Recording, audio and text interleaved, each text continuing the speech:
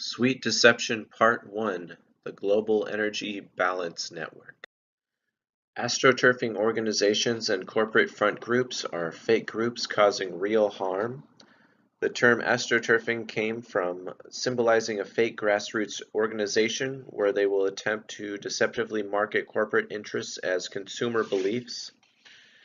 A front group, which is sometimes known as an astroturfing organization, we imply that it represents one agenda, while in reality it serves some other party or interest whose sponsorship is hidden or rarely mentioned. Corporate front groups' characteristics are distinguished by 11 different aspects according to the Center for Media and Democracy, otherwise known as SourceWatch. They can have some of these characteristics, but they don't necessarily have to have each and every one of them to be considered a front group. So they start off by saying that they avoid mentioning the primary sources of funding. They then go on to say it is set up and or operated by an outside organization or entity. They engage in actions that consistently and somewhat conspicuously will benefit the third party. This includes an industry, political candidate, or a company. And so to this effect, it also will shield or protect this third party from responsibility or culpability or being liable. This will refocus the debate about an issue onto a new or seemingly unrelated topic. This will have often a misleading name that will disguise the real agenda of the industry promoting these groups. This has oftentimes the same address or contact number as an organization or corporation sponsoring them. And let's see here, they also will have a remarkably low individual membership fee. This is to seem like they have more members than they actually do. This also signifies that they need the members more than they actually need the members' donations, since they are already very highly funded by the corporation sponsoring their group. They will also claim to have independent marketing or sponsoring programs. They will also hire experts to speak at conferences and national tours promoting their agenda. It seems that the primary characteristics out of all these to consider that would be controversial tactics by these groups would be avoiding mentioning their main sources of funding, that they're set up or operated by an outside or different organization, that they engage in actions that consistently and conspicuously benefit a third party, and that they effectively shield this third party from liability.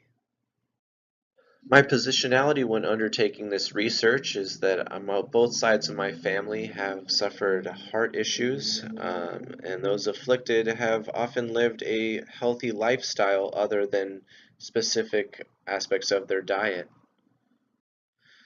Similar to some of my relatives that have developed heart issues and health concerns based off of diet aspects, the Middle East claims some of the highest rates for diabetes in the world. This is also primarily contributed to sugar consumption and sugar sweetened beverage consumption.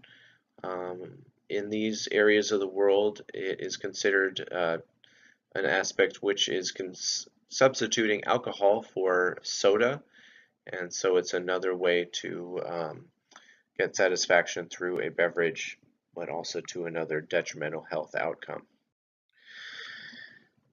In the book The Case Against Sugar, the endocrinologist Gary Taubes explained more on the fat versus sugar argument, which took place in the 1960s, late 1960s, early 1970s, which claimed that sugar intake contributed to coronary heart disease, or CHD, less than fat consumption. So outlined in his book, it was shown how The Sugar Research Foundation, a sugar industry front group, had paid Harvard scientists to conduct this research, finding that fat was the primary contributor and not sugar. And this was published through the New England Journal of Medicine, which didn't actually disclose or require sponsors to be disclosed of research until the 1980s. Both of these scientists, or multiple of these scientists involved in this study, ended up being high-level people in the federal government, including some folks who helped create the USDA nutritional labeling that we see today. As outlined in this occurrence in the late 1960s, this conflict of interest from funding bias due to a front group of the sugar industry paying scientists to conduct research is another example of front groups paying off experts to promote their best interests. This front group uses the argument of the lack of physical activity as the primary risk for obesity, not an unhealthy diet. This claim is known as the energy balance argument. Industry-funded front groups and scientific research or industry-funded research using the energy balance claim in their findings is an attempt to put the ownership on consumers and not corporations. This is, of course, a pushback to policy change threatening their industry and their profit margins. The argument of energy balance is used commonly throughout the food industry and the beverage industry. This group capitalizes on this concept in their name. This is reiterated by many groups motivated to improve the public's perception of them. These groups include, but are not limited to, PepsiCo, the American Beverage Association, the Grocery Manufacturers Association, McDonald's, American Council for Fitness and Nutrition. PepsiCo goes on to say, it's a balance between what we eat and what we do.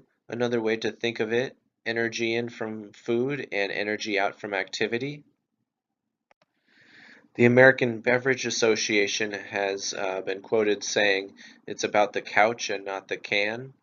This is another way to emphasize the argument of energy balance. The Grocery Manufacturers Association has said that we believe, as do many nutrition experts, that solving the obesity problem is about maintaining a healthy lifestyle and achieving the proper energy balance. McDonald's goes on to say, we believe this obesity is all about energy balance.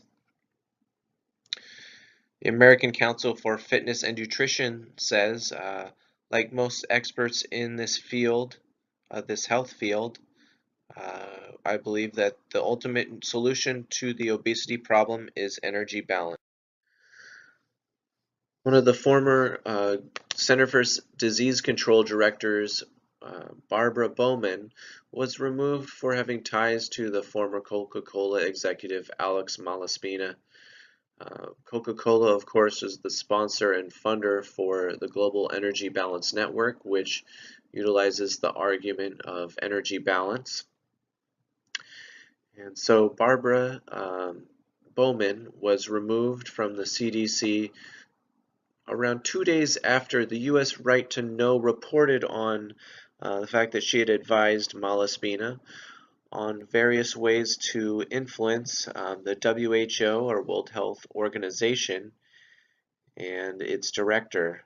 The World Health Organization had issued some guidelines which recommended to reduce added sugar and sugar consumption drastically, and Malaspina, of course, thought of these as a direct threat to their corporate best interests.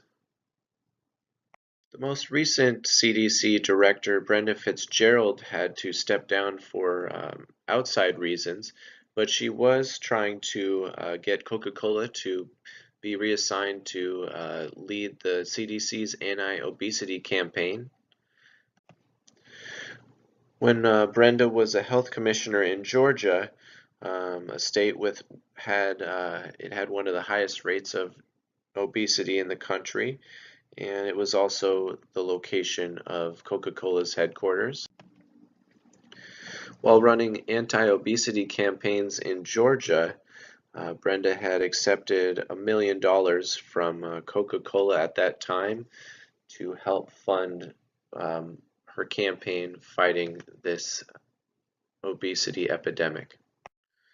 Again, Brenda Fitzgerald and Barbara Bowman, two of the recent CDC directors. The list that they've achieved goes on to say took payments from Coca-Cola, attempted to allow sugar-sweetened beverage corporations to influence obesity education for the public. They routinely met with the sugar-sweetened beverage industry, and they attempted to lower regulation of suggested daily sugar intake. Sugar-sweetened beverage corporations such as Coca-Cola have been able to influence scientific research, create front groups, as well as get involved in institutions such as the Center for Disease Control to show how this is in contrast with the general statement of the Center for Disease Control. Their pledge to the American people reads, basing all public health decisions on the highest quality scientific data that is derived openly and objectively, and placing the benefits to society above the benefits of our institution.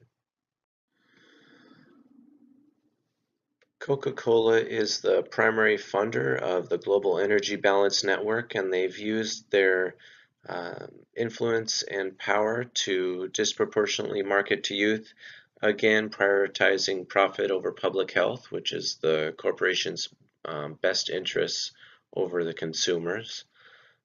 So prevalent with Coca-Cola as well as within the sugar-sweetened beverage industry. This disproportionate marketing to youth can be seen in and highlighted by the Center for Science in the Public Interest, and according to them, they list that the Federal Trade Commission has said that carbonated beverage companies spent about $383 million on teenage-directed costs. This would be between ages 12 to around 17, and that was in 2009. The Center for Science in the Public Interest also has listed that in the year 2013, beverage companies spent more prioritizing and promoting events and sponsorships which were targeting youth than companies in any other category of food. The Center for Science in the Public Interest then goes on to say how Coca-Cola has placed approximately 38 million ads for products or promotions on children's websites in the year 2013, and this was despite the promises that they would not advertise these products to children. So advertising targeted communities done by corporations which fund front groups such as the Global Energy Balance Network, and these marketing campaigns targeting vulnerable, underserved, and minoritized communities. These will pronounce the health risks found in these groups and contributed to them even more so. Some of the public health risks or detrimental health outcomes that are increased risk factors from added sugar consumption or excessive sugar consumption. Most people will know diabetes, coronary heart disease, as well as cardiovascular disease as some of the top detrimental effects. In order to lower the sugar-sweetened beverage industry's marketing to youth, the FCC and the FTC need to once again be allowed to oversee and regulate this industry's marketing, which is targeting this audience. So we need to reevaluate the withdrawal of these institutions from overseeing who the sugar industry and sugar-sweetened beverage industries can market to and in what fashion. So what we need to do about this, of course, is to try and decrease targeted marketing to the vulnerable and underserved communities. So we need to also monitor industry self-regulation, which harms the public.